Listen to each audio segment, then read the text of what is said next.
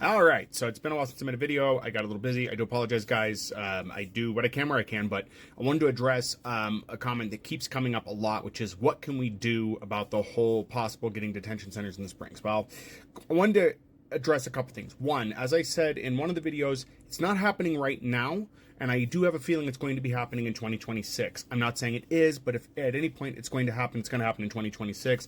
The reason I said is because the Department of Homeland Security isn't going to get their budget for this until 2026, right? We know they're getting was it $45 billion, I think is what it was. Maybe it was more, maybe it was a little less. 45 billion sounds about right, but that's when they're going to be able to do something called putting out RFPs, requests for purchase. That's where they'll be putting out their documentation, requesting to put money into projects, to buy things, that kind of stuff. They also cannot increase staffing as of yet until they get that money because they don't have it from Congress yet.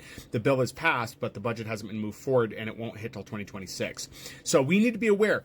And this is kind of on purpose in a way because it's going to get everybody to kind of calm down and forget about this. But we can't forget about this. We need to remember. So what I'm going to tell you is what you can do. Well, not much right now. There's not much you can do right now except for keep an eye on things. Watch the news. Watch content creators like me that may have that information. I will try to get it as soon as I can up because, yes, a lot of you said this has already been in the news, okay? But a lot of people didn't see it, and that was apparent here. A lot of people did not know this was on multiple news sources. I had a hard time finding it on multiple news sources. So some of you are hawks. You watch every news source available, and then you are able to distill that, out. Not a lot of us have the time to or do or see that thing, be it the way algorithms in the web show us things or way websites are organized. KKTV, for example, they say they'll update articles.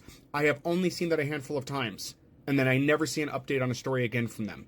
So things like that happen. Anyway, in the interim, what can we do? I'm going to offer you a very, very simple not solution, but thing you can do right now, which is very important, and I'll explain why once I get done showing you the information you're going to need. Some of you aren't going to like this, but please, you need to be involved, and this is one way you can be involved. All right, hopefully this comes out visible. I was really worried because a lot of text, but contact your city council. I know the response is going to be, they don't care, it doesn't matter.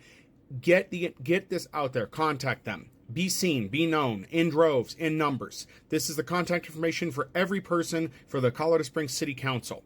Fun fact, if you didn't know, they're limited to 2 terms, then they have to take a break and they can run again. Some of these people are on their last term, so they'll be out until the next election comes up for City Council. But write them, let them know. It doesn't matter if you get a response or not. Make it known.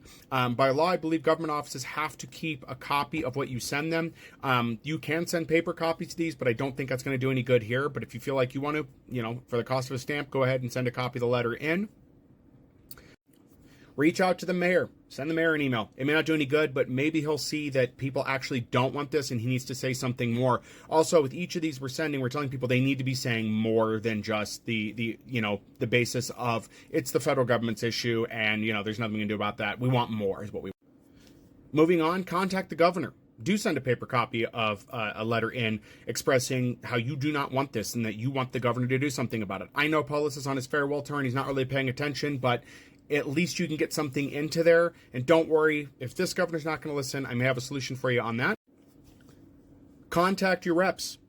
You can reach out to Michael Bennett, John Hickenlooper.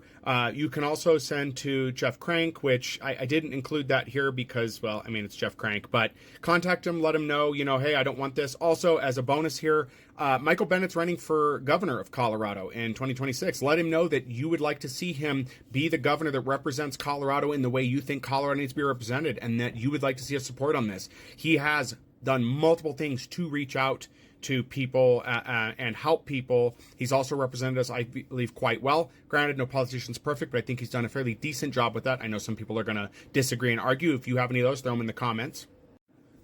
If you're bad at writing letters, don't worry. If you go to my profile here on TikTok, there is a link tree. The link's not clickable because I don't have followers yet, but if you go there, I have 3 listings for letters to each of these people that you can write. They're templates. They're in paste bins, so you're going to have to copy paste them into your word processor email client of choice.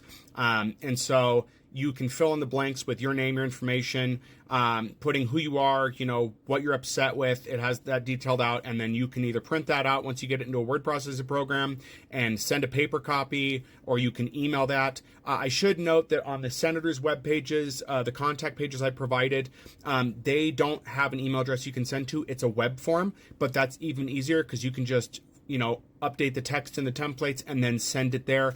I do not have the availability to get to resources like what Tizzy Ent did. I don't know what he used. He used to have these preset email pages that you could use. They got you right to where you needed to go. Unfortunately, I don't have that, but I provided as much information as I can here. Writing these letters is important for 4 reasons. One, it creates a digital trail that most government offices have to keep from their constituents. So it has that there. If you're wondering why a paper trail, reason number 2, paper trails give a visual representation of the constituency, right? It's hard to ignore a paper letter. They show up.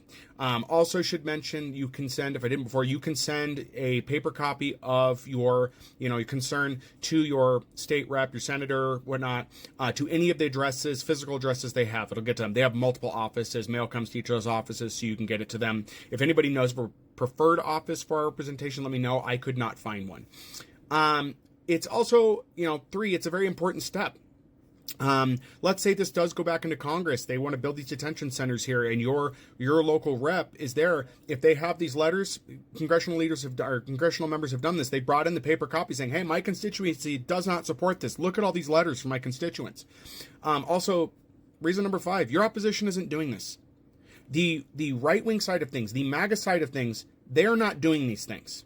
They're a vocal minority. You need to remember that. They're not doing these things, right? They're loud at events sometimes, but they're not organizing like this. They're not getting themselves known. They're getting lip service, but that's about it. Look at the No Kings protest. How many people on the right showed up compared to how many on the left? And you'll see that those people were outnumbered. The people on the right were outnumbered. So, sorry for the longer video. A lot of information here. If you need anything clarified, please let me know in the comments, and I'll do my best to either do a video response or a text response, depending on the complexity of your request. But this is a first step to do. We really can't do anything. As I said in an earlier video, going to these buildings and doing anything to them or protesting them right now doesn't do anything. It doesn't have the attention yet because there's nothing in progress. As soon as I know there's an RFP in place, then I would say differently. And once that happens and I have an update for that stuff, I will let you know, like, hey, they are going to purchase these buildings, or they're going to sign a lease for these buildings. They're going to do this. We will be tracking down information we can as people, right? I'll do what I can to find out who's the leasing agent. Why are they leasing this out? Can the city pull permits? What can be done? Because there are still steps that can take place. But when nothing is actively happening, of course we're going to get the response that that's a government issue. There's nothing going on right now. Detractors are going to tell you that it's being blown out of proportions, nothing's happening. No, we need to know now and early. So anyway, sorry for the long video, guys. We're at 7 minutes, 36 seconds here. I'm going to end it here. Again, feel free to leave comments and let me know what you want to know, what you want to do, those kind of things. Or if I'm missing anything, I'll be glad to update the videos. I'm only human. I am not a professional. I'm just a guy making videos on a phone and hoping to make a difference. So thank you, guys.